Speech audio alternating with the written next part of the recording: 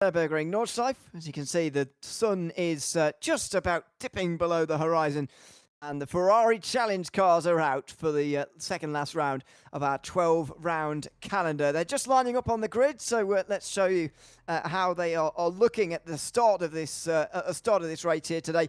Starting with our championship standings, where Stephen Johnson is leading by just 6 points as it stands.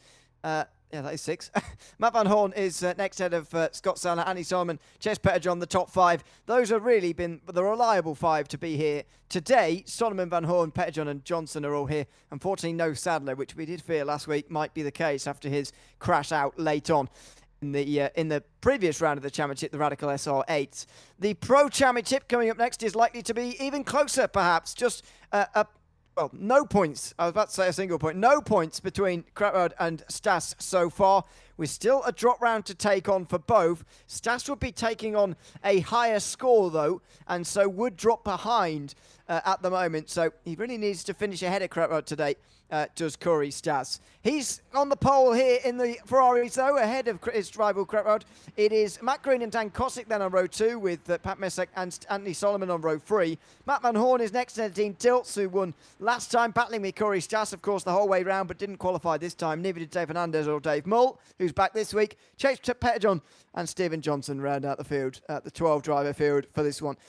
Tied on points in the championship standings, but as I say, Stas would lose 30 points in one more drop week, which has to be taken on. Kratwald would lose 28. So effectively, I'm going to say Kratwald's leading by 2 points. Stas can overturn that, though, if he wins here tonight in the Ferrari Challenge, or at the very least, he's got to finish in front and just take those couple of points back away from Evan Kratwald. Yeah, but look at Stephen Johnson. Look where he is now. Out of the race. He is, yeah. Oh, here. No, he is here, but apparently, I think he's had some form of technical issue going into this round. That is very interesting. Okay. I'll try and work out just a little bit more deeply what's been happening there, because yeah, that's a bit unusual to enter the session and do practice. Don't forget, it's not one of those series that has really long practice session where it's likely that someone might have turned up for a little bit and then gone off a long time ago. You know, the practice session's only, what, 45 minutes or so before this race, and then qualifying is just a lap, of course, because the circuit's so long, and then you get into the race. It's not like it's a long session that Johnson would have been driving in earlier and has since left. This is fairly recent development, and it doesn't look like he's starting from pit lane yet either, so hopefully he can get out into the race. Otherwise, the likes of Sadler and Van Horn are going to be able to get a lot closer if he stays out of the race. Meantime, Corey Stas brings them to the start-finish line. You can see a beautiful skyline in the outside, orangey sky with the sun just dipping below.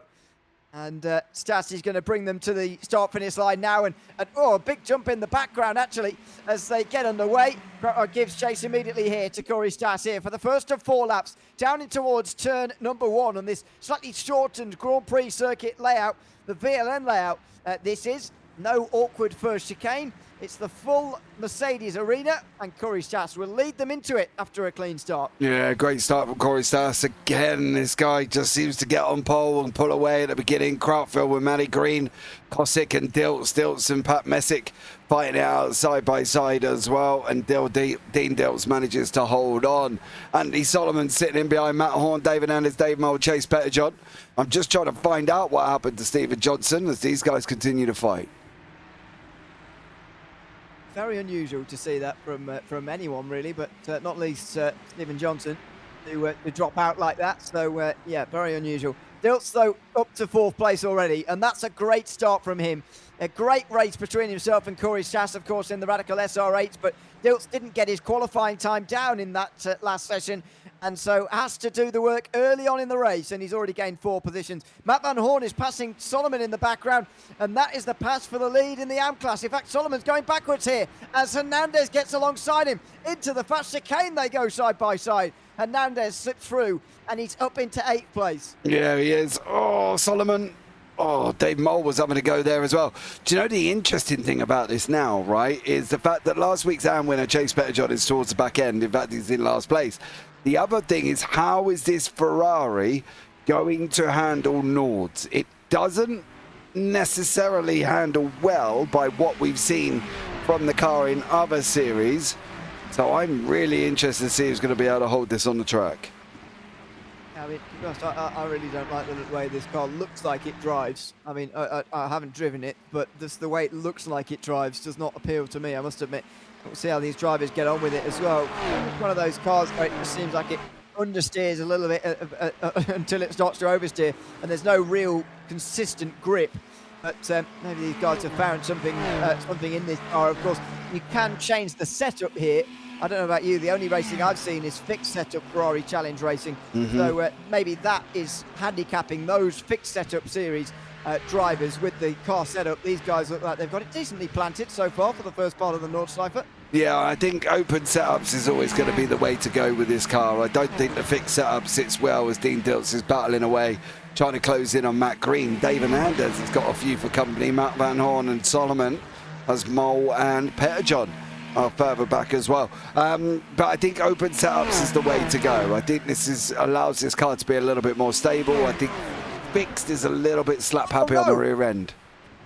Rotter's off and Kossik's off as well. Oh, it's a big crash as well. Up at the top and now Forston, he's missing a lot of that rear end. Is he going to be even able to get that back? I'm not sure he will. That rear suspension looks broken on both sides. Look at the way he's towing. He has to tow. This is a huge moment in this championship. Evan Crowd has to tow back to pit lane. Currently, his worst drop score is coming in at just a 8th place finish. This is going to be a lot worse than that. And it's going to be massively important for this championship that he gets back going and gets what he can here, but that's massive. Crowd makes a mistake at Adnan Forston, changes the course of this championship potentially. Yeah, he's in pit lane as well, and it's going to be a long tow. He's right around the other side of the circuit at the moment. I can confirm between audio issues and VR issues, Steven Johnson is out of the race. Okay. I've got to be honest. We're certainly not going to be sponsored by a VR headset after I've said this. They seem a bit more unreliable than the old-fashioned monitors. It's just an observation after my time in sim racing. They seem to not fail a lot, but they'd fail a lot more than normal monitors do anyway. But anyway, they do. You're right. Out of it. No, I do agree with you. They're right. You've got to leave. When I was driving in VR, I had to leave my VR plugged in for it to work properly. Otherwise, it would just disconnect and die, and I'd end up with a black screen of horror. Well, I see what you mean, though. Normally, it's something that's a nightmare, though, getting it tangled in your wheel and all sorts. No, the charging port was on the back of the head. So the cable sat behind me. But it was still, you had to keep it in. Yeah, I suppose that's not too bad then. Well, it's like being strapped into a car then, isn't it? But yeah, it's like having a hands device attached to your head because you can't move your head sideways because the cable comes out. Oh dear, no, Van Horn just about pulled it up. I was about to say, your comparison's a lot more correct. I was about to say it was like a seatbelt wrapped around your neck, but who would do that? Strangling yourself while you're driving, that's stupid. But yeah, it is like a hands device. Solomon's still very close behind Matt Van Horn. And this could be a battle that continues for the race here in Am. We'll see whether Chase Petterjohn can get to these guys. Won last week, of course. And he'll clearly have the speed and the confidence in this car as well. But Solomon applying a lot of pressure here after, of course, losing this lead on the opening lap. Don't forget, lost a place to Matt Van Horn on the Grand Prix circuit on this opening lap. Yeah, but look at the input in the wheel. None of it's smooth. We're jarring all over the place. We're jigging and it's almost like we're doing an Irish dance in the car. Look at it. It coming into every corner. It's like twitch, turn a bit, twitch, turn a bit more. It's horrible to drive by the looks of this. I must admit, it's not as bad as I thought it was going to be, but yeah, I mean, not helped a little bit. Solomon just clipping a couple of the curbs in these last couple of moments doesn't help. And Van Horn going a bit wide there. That's a curb you do want to get over, but not quite at that angle. Here comes Solomon. Really closes in here. And time for Flanscotton. He goes over the jump and still very close in behind. Down to 4th gear. Well, He got a bit too close, a bit too quickly there, Solomon. And now actually in the background, Dave Mull is catching them both. You can see him in the rearview camera, closing into this battle for the lead as they get really close now, nose to tail through the Stefan Bellof. Solomon has a little look on the way towards Schraubensschratz, but yeah, he's going to have to wait for the long straight now. Oh, or is he? He has a look, actually. Just as I say that, he has a look. And if he can get the inside here, then he'll be through, because that banking just helps you on the inside. Van Horn runs wide and even lets Dave Mull through as well. Yeah, I thought Van Horn was playing a to you to me for the draft coming through Galgakov, but now I'm not entirely sure he was. But did you see the input of Solomon's car? As Dave Mull just goes through and cruises through. Now Solomon's going to let Van Horn I am not sure what's going on here. Solomon went wide through Gauwenkopf there and just got a really bad exit, so that's where he's going wrong. And look at that for Van Horn. He's got a double slipstream. He got it off Solomon. Now he has off of Mull. And now look at the slipstream's powerful in these cars, isn't it? Solomon's going straight back through again as he gets into the double toe. So he slips through. This is very interesting. I wasn't expecting the slipstream to be so strong in these cars compared to some of the others this season. Whoa, it's a big crash. Solomon got out of shape straight away and he's off. Is he going to hit somebody else here? Oh no, he just avoided. He's crashed into the wall of the tear garden, and that's the end of Anthony Solomon in this race. That was such a shame, but it was such a long-winded crash as well, wasn't it? Seemed to go on for ages.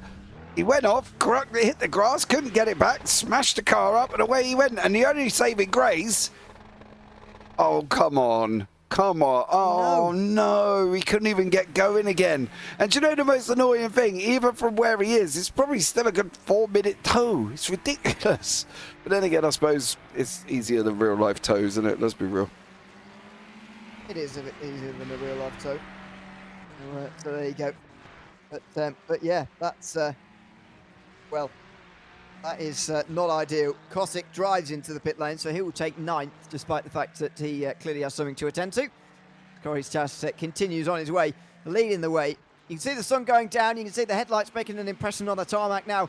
And this is a Sunday drive for Corey Stas. He's 2.5 seconds away from the man he was battling so fiercely with last week. And he'll be hoping he keeps it that way and he doesn't have to go through something like he did in the SR8s. Yeah, it does look like he's a little bit more comfortable ahead of Dilts. Kosick's in pit lane as well.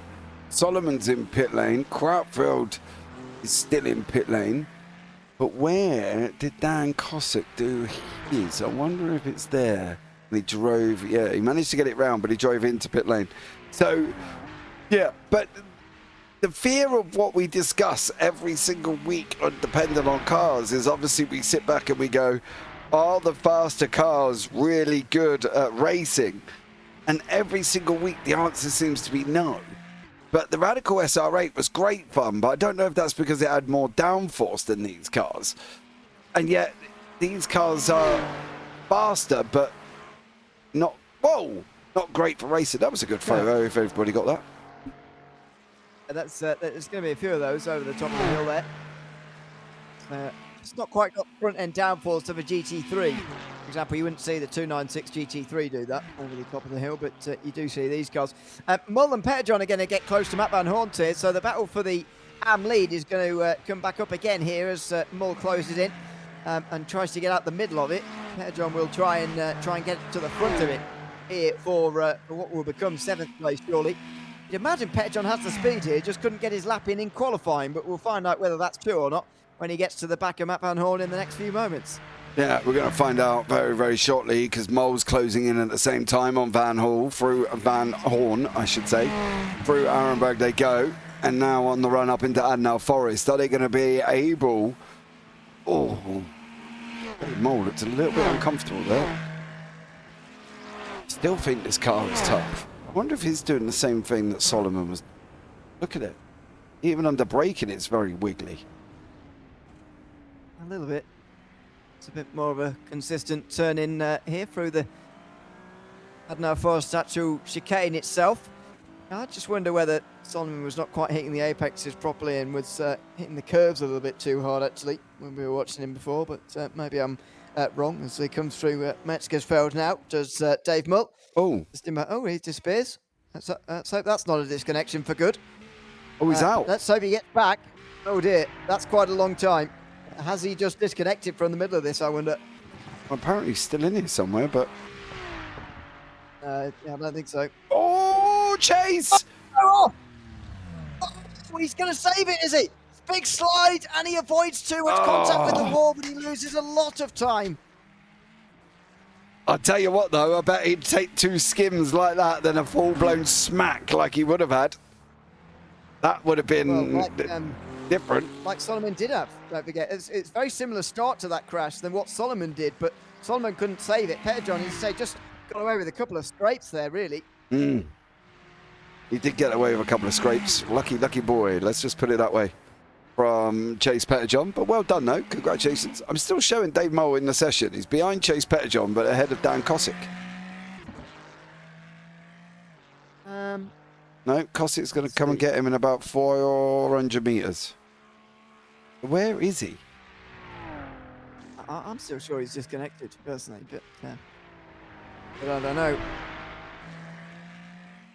Oh, All the looks of a disconnection to me, unfortunately. And that's a shame, really, from 7th place. So Kosick, Solomon, and Kratwood will get an extra position. Ask continues to lead now. He just comes around the carousel here for the second time of asking.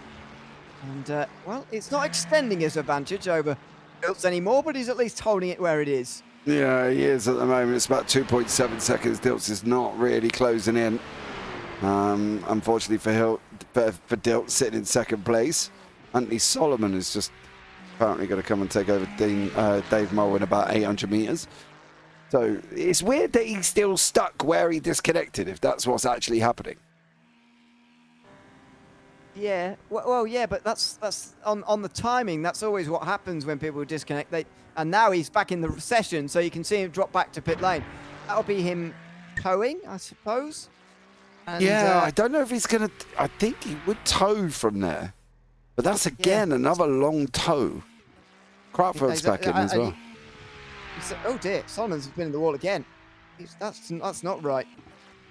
He will have taken his fast repair already. This is going to be a long repair at the end of this lap for Anthony Solomon, unfortunately. Oh, my God, he is. He's even more broke than he was last time. Very out of shape. Oh, look at that. Oh, my God. And he's still got 3/4 of the lap to go. Oof, good luck, Anthony. Left-hander's very tricky as well, because you're already turning left-handed almost 45 degrees to actually go straight. You really haven't got very much turning left anymore to actually turn in for Exmuller. And yeah, Solomon there is going to have a long road back. I wonder whether he's going to re-emerge after that trip to pit lane, to be honest with you, because you only need to do 2 laps to get the bonus point for completing 50% of the race. And yeah, I think we might see Solomon get to the end of this lap and then just pull it in from there. Yeah, I think you might be right here. Matt Van Horn has made some progress on Dave Hernandez. The great work from him. Yes, unfortunately, Dave Moll has had internet issues. His www dots went up the dots, you say. Not ideal for Dave Moll. He will probably emerge behind Kosick in that minute gap that he's got there, as Van Horn doesn't quite get that exit right at all as he tries to face down Dave Hernandez.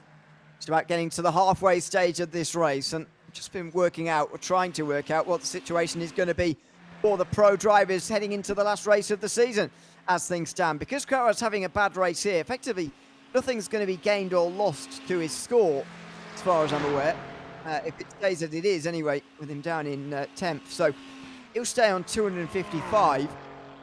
30 points will be dropped from Stas's score, and that will take him down to 225 before... as I've been saying, that Matt Van Horn from the lead of the AM class smashes into the wall, Anthony Solomon style. Oh, mate. No, Matt Van Horn is broke. Pat Messick is also crashed as well. The only fortunate thing for Matt Van Horn is right by pit lane, but he is going to lose that lead. Is Chase Petterjohn going to gain again? Yeah. Go Chase. In the top 5 as well.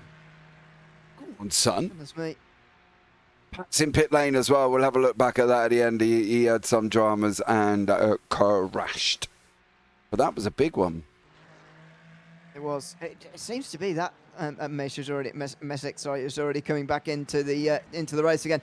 It's it's looking like, especially those final few corners, are looking very, very difficult. You know, medium to high speed turns, especially when you add into the equation the really high curves. Yeah, this is very difficult in these cars by the looks of things. Yeah, these cars are not built for Nords.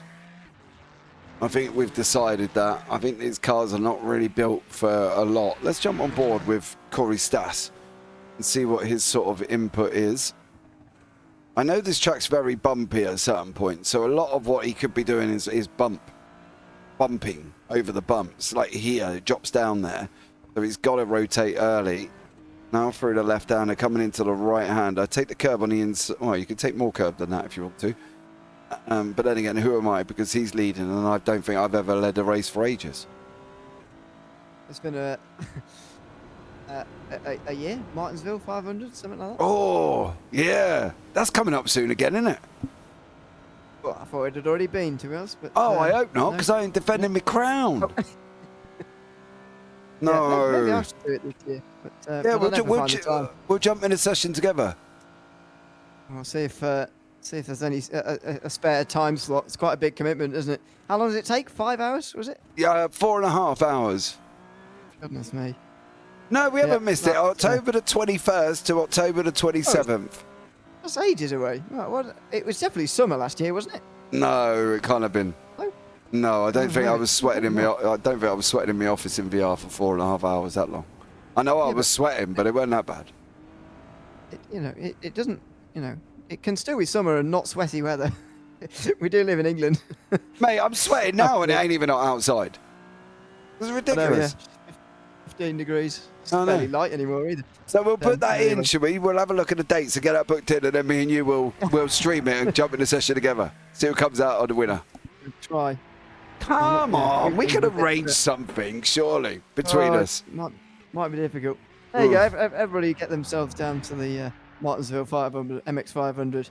A bit of a laugh. Yeah, drop me a DM if you're going to come and join us, and we'll get us all in, and just see if we get us all in. My iRating sucks in NASCAR, and I don't know if yours is any better, but I think it'd be interesting to get us all in there together, because that would be cool.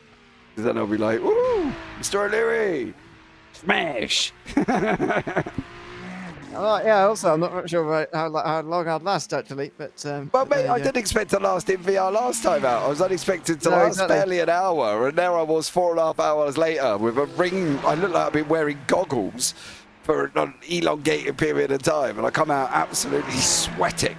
And it was only when swimming. Yeah, it was literally like that, and literally it was only the fact that the poor old spotter sat there for 4 hours as well. And he sat with me. He was like, come on, I'll spot for you. And then next thing you know, he's like, James, last lap, green, white checker, you're in the lead. Very the start, and we've won. He was going, we won. He wasn't even driving. Ricky Bugger. Yeah, but you need the help of the spotter as well. Oh, So mate, he saved me quite a few times. I am not going to lie. James, is a wee. Yeah, I give him the wee because he was like, James, hi. Sorry, okay. You're just relying on somebody telling you where to put the car. But it was great fun. I love the MX-5s at Martinsville. Come on, we can get this going. We'll arrange it. Yeah, there we go. That was the last time you were in the lead of the race. That was. What that all stemmed yeah. from. Ever since then, I've never been in the lead at all, to be honest. It's very difficult. I think it very much depends who you are. Because people get a bit more nervous in the lead than they used to. And relatively few times in my career when I was leading, I actually found driving way more sort of comfortable without any sort of almost pressure at all when I was leading. But everybody's different, so. Stas very much seems to be dealing with it well at the moment. 3.5 seconds ahead. As I mentioned before, Friday there. If Stas can win here and take a lot of the bonus points as well, that'll be very good news for him, because otherwise he will still only be just a few points in front of Crowd. He's going to be absolutely kicking himself about this race, by the way. Going to get the bonus points up in a moment myself and just try and figure out what's what the deal is there between these two. But at the moment, Corey's just leading every lap, and I believe second the fastest lap as well, which he's still got. He's going to sweep up all those bonuses, maybe get 5 points or so. The maximum you can get is 8 points of an advantage. If you get absolutely every bonus point, you can get 8 bonuses. So the maximum championship lead he's going to have is 8, but we'll see how many he actually gets by the end. Yeah, the bonus things, as much as I love bonus points, they do overcomplicate a lot of stuff. You know, he's in the wall! Stats is in the wall! Oh, no! You can tell we were off on goodness. tangents. Stats in the wall, and he's smashed badly. Goodness me. Can he get it back? He's got to get it back. We're right near the end, surely. He's got Klein, Galgengoff, and a straight. He can do this. Well, one of those bonuses that he's absolutely not going to get is the one for not getting any incident points in this race. That is for sure. He's had a big crash here, and it just shows just how small the margin for error is in this Ferrari challenge. You've got to stay absolutely laser focused for the whole half an hour, and unfortunately, Corey Stas has just let that slip here on the penultimate lap. And he didn't even have to. He didn't even have to do anything. He could have just chilled out a little bit because he was still miles ahead and he had plenty of time. And unfortunately, it's all gone Pete Tong. Well, that is a real shame. Oh, I agree. Completely agree with you. I think it's absolutely shocking that he's gone and done that. Not for shocking because he has done it, but shocking because it's happened to him. He was out in front. He was leading. We were rambling on about me winning a motor race. And next thing you know, he's gone and hit the wall. Well, that throws the maths in the air as well that I was working out just at the time, but there you go. That's the way of racing. And he's going to come in for a faster pair here. Luckily, there's a big gap behind Green here for him to slip into third. So Stas can still pick up some nice bonuses here. As long as he doesn't have that fastest lap taken away from him, he'll still get some for leading a lap, of course, as well. So it's not going to be too bad. And I think at the end of the day, he is just about going to get a championship lead over Crow. It'll only be a point or two. Yeah, but look who's in the lead again. Mr. Dean Dilts. Is he going to make it 2 races in a row? That's the question.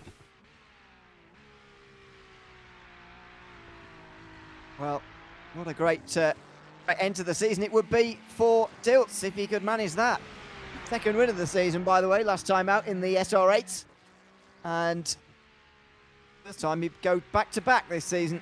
If indeed he can stay here. 12.5 seconds, but after what happened to Stas, and Stas actually behind Hernandez here, so it's not over there. But yeah, after what happened to him, I'm not willing to give Dilts the win yet at all. He's got a very tricky lap of the North Side to come before he can crown himself the winner. Oh, absolutely. He's got to realise that this isn't... He's got to get through this lap. It's imperative that Dean Dilts gets through this lap. And just for me, I would just drive as I've been driving all the way through. Just nicely chilled out, nicely sat back, comfortable, stay off the curbs, make sure everything's, you know, where it needs to be, and just get to the end of the race. That's what I would do if I was Dean Dilts, but I'm not Dean Dilts, so God knows what he's going to do here and whether or not he's going to win this, but he surely should do. It does look like he's just toning it back a bit. Oh, you have what he was to. doing in the opening laps. Bro, you have to. I would be chilling, thinking about what I'm going to have for dinner or do a bit of shopping. I don't know, anything. Just sit back, chill. You know, my son is a really good driver, but he's only really good when he's got Spotify playing in the background. Really? Yeah. You turn his music off and he's shocking. This generation of people who can't focus on just one thing at once is... But he is so fast, Ewan. He literally did... He was driving in an endurance over the weekend, and he did... Out of all the teams that were there, all the drivers that were there, he did the 4th... I think it was the 4th fastest time out of everybody. And he's only 14. Yeah, no, it's pretty good going. Oh, it's sickening. It makes me sick. Yeah, well, sim racers are getting younger and younger these days, to be fair. And I started, I was quite by far the youngest, and I was 15. You know, that's not very young anymore, really, for a sim racer. Obviously, I wasn't on the level of some of the real top guys who are coming through, but Oh, big spin. Hernandez right in front of Corey Stas and gives Corey Stas a bit of a flashback. Hernandez finds himself in the wall. There's some gravel for Chase Petterjohn to slide through in a moment, but no major harm done. I don't like this. I really do not like this lap. I want it to end now because everybody's been having problems in this as well. And look at Matty Green. This will be, I think, if I'm not mistaken, this would be Matt Green's highest. Is this is one of highest finish of the season? No, did he win the P Cup? He did win the P Cup. Okay, so it's not his highest position, but he had a first in the P Cup and then third in the LMP1s. So he would have taken a full house here of first, second and thirds for Matty Green over the season if he can get to the end. But I really don't like this. There's been too many dramas. Yeah, there has been a lot of drama so far. The fourth driver, by the way, to do the full house, along with Stas, Krautwald and Dilt. First, second and third. We'll see whether he can hold on to that, or maybe even he can steal a win at the very end here. I mean, Dilts is towing his way around as far as I can see, although he's still got enough speed to keep Green at a comfortable 14 seconds behind.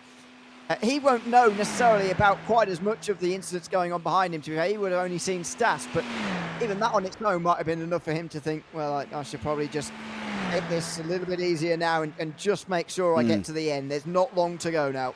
No, just, dude, he's got half the circuit maybe, and some of the fastest parts of this circuit coming up as well. He doesn't have to overly hit the carousel, but it would be nice if he could hit the carousel. In you go. Now, and you go. Pop out the other side. Without the issues. There we go. And he's got, I'm not going to say an easy run because it is quite fast and flowing, but he's just got to make sure that he can just get every single part of this next section correct. Through Whipperman, through Brunchen, through S-Curve, through Flansgarten, Galgenkopf, going in Klein as well. Just make sure you get these right. And if he can do that, he's won quite comfortably. Look at the way he's staying off the curves as well. He's not pushing here. This will be actually pretty good news for Corey Stas because it means his fastest lap won't go away. Or at least it shouldn't do to Dilts anyway. I wonder if Krautwald's going to push for it on this last lap. He'd have 3 seconds to better than his previous best, and he's got nothing else to lose, really. Krautwald, this is going to be a drop round as far as he's concerned, but he can still take bonus points away from Stas, who I think is still going to finish at least, or start the final race, sorry, at least a point ahead of Krautwald, but maybe I'm doing the maths all wrong and we're going to turn up next week with something completely different at Duck Week. But don't forget that Duck Week can't be dropped, and the fact that those two had such strong drop weeks beforehand means we are going to get a championship finale this season for the first time since it would have been March, the last one, wouldn't it, where we had that was the 4 drivers separated by 3 points finale that we're probably never going to repeat again, but this will do. Krautwald versus Stas, and they'll be fighting it out once again here, and only a few points apart at the start. Where's Dilts going to be? Don't forget, he's not too far back as well, you know. He's only 8 points back at the moment, and he's taken a win here. Krautwald's down in 9th. Stas is 3rd. Come on, got to put him in there. Well, this has been a very cautious, but it needed to be from Dean Dilts' final lap. He now makes his way down the back straight, and he's on his way to back-to-back victories here. He's going to end this season with at least a quarter of the races won. His other races, unfortunately, have not quite been as strong as what we've seen from the likes of Stas and Krautwald. But he's there or thereabouts. He's lurking if the other two have real problems here in the final couple of on the final race of this season. He's got some work to do, has Dean Dilts, very much so, but he's there or thereabouts in this championship and might just be able to pounce if something similar to this week happens next week. He safely gets through the Tiergarten for the final time, and Dean Dilts wins back-to-back for the first time this season in the Tower Racing Ring Runners, and he's lurking on the fringes of a championship battle at Duck Week next week. Oh, can he do it? Can he do it? Matty Green comes over the line in second. A full house from him, a first, second and a third this season. Well done, Matty. Corey Stas, how did you hang on to third after literally destroying your car? Fair play, son. Partly the fact there's only 4 drivers within a minute of the winner. The field is spread out a lot. We said it at the start of the SR8 that it was unusual spreading out early on, but to be fair, towards the end of these races, we sometimes see quite a lot of spreading, but my goodness, that's a very big gap. Hernandez nearly a minute off the winner here. Yeah, that's nuts, isn't it? There's a lot of people quite far back here. So there we go. Hernandez coming over the line as well. And then Alexa Chase Petterjohn, Pat Messick, Matt Van Horn, Dan Cosick, Evan Krautfield. Still out on the racetrack, fair play to him, but a long, long way back. David Mole and Anthony Solomon were having a battle just a minute ago, but Solomon's broken again. Has he carried on like this for a few laps? Or no. Just, I mean, I've got no record of him pitting. Hit on lap 2, that was for, he must have been to, so yeah, maybe he has been in the wall for a 3rd time. Right, we in this run group, unfortunately, because that car is battered. Yeah, me. Yeah, it is absolutely. For Anthony Solomon, it's not going to get any easier either. I think the rest of this lap is just going to be horrible. Yep. And I've got to be polite about it. I could have said, well, it's the same again, left hand down, look at it, how far down it is. Yeah, it's very similar damage as well, which is making me second guess myself again that he might not have hitted since we last saw him. Surely that feels like it can't be true, but it also feels like it can't be true that he's done exactly the same damage to himself again. Well, I'll have a look because I've got the bit where he got overtaken. I think that may be the bit where he was there as well. But yeah, great racing from all of these guys as Anthony Solomon fights with that car to get it back to pit lane, Mr. Ely. Well, absolutely. He's had a very difficult race here this afternoon indeed, and Solomon dropping away from championship contention, that is for sure. But it's Dean Dilts who wins the race, 2nd week in a row, and puts himself in decent championship position now, although still lurking on the edges. Matt Green and Corey Stas round out the podium, with David Hernandez, the last driver, within a minute of the win. Chase Petterjohn was the first of the AMs, finishes ahead of Pat Messick, with Matt Van Horn 2nd in the AMs. Dan Cosick, Evan Crowder, Dave Mull, Anthony Solomon got to the line in the end. All of them who started actually got to the end, although they were 4 minutes 24 in the most extreme case off of the win. Stephen Johnson, the only one not to finish, but of course he did not start the race because of those internet VR problems, etc. At the start of his race. So yeah, a points hit for Solomon, although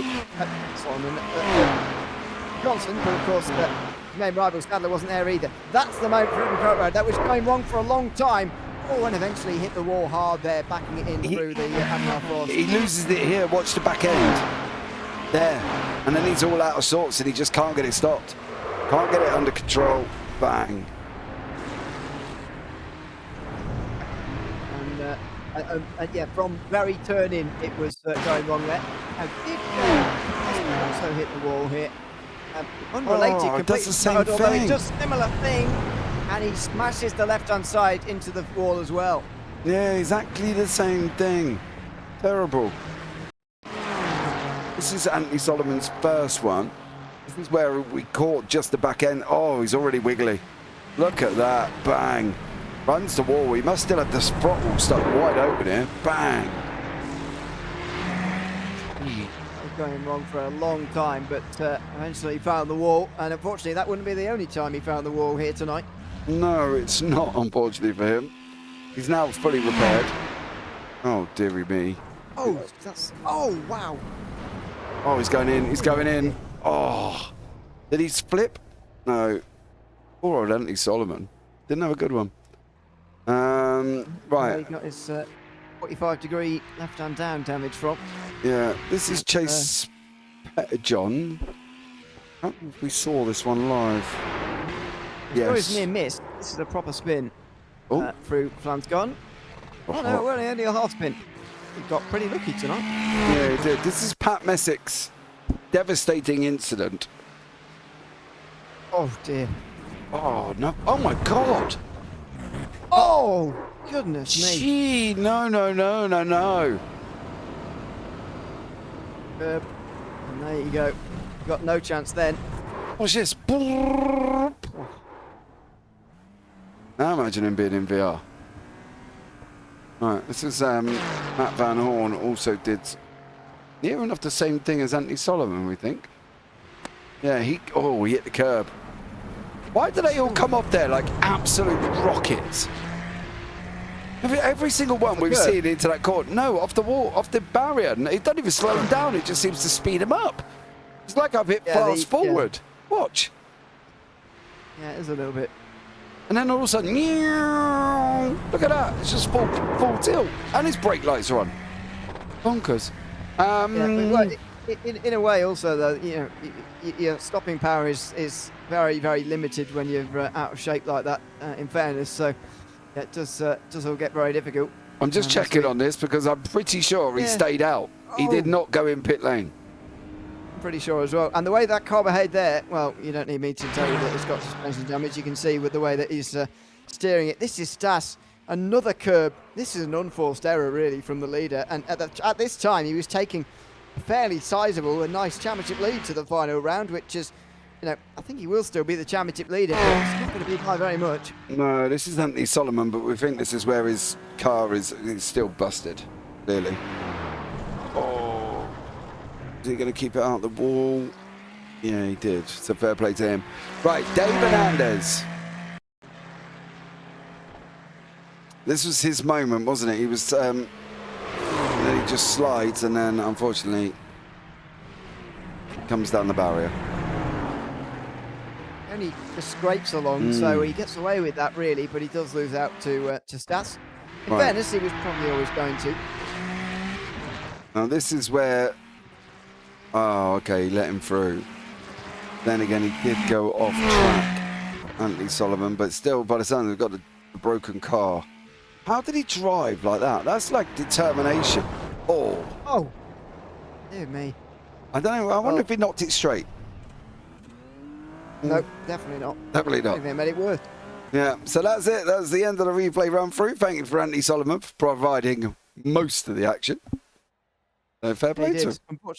Fortunately, it was crashing for him. Yeah, I mean, I quite enjoyed that, to be honest, in a way that, it was very, very challenging for the drivers. Sometimes even in this sort of slightly stranger cars we've seen this season, like the mini stocks or something like that, the Pro 2 lights that we had last season, sometimes they're so low powered and so strange that actually it's not too bad in terms of the way that they end up driving. But these cars were just difficult. And there was no real way around that.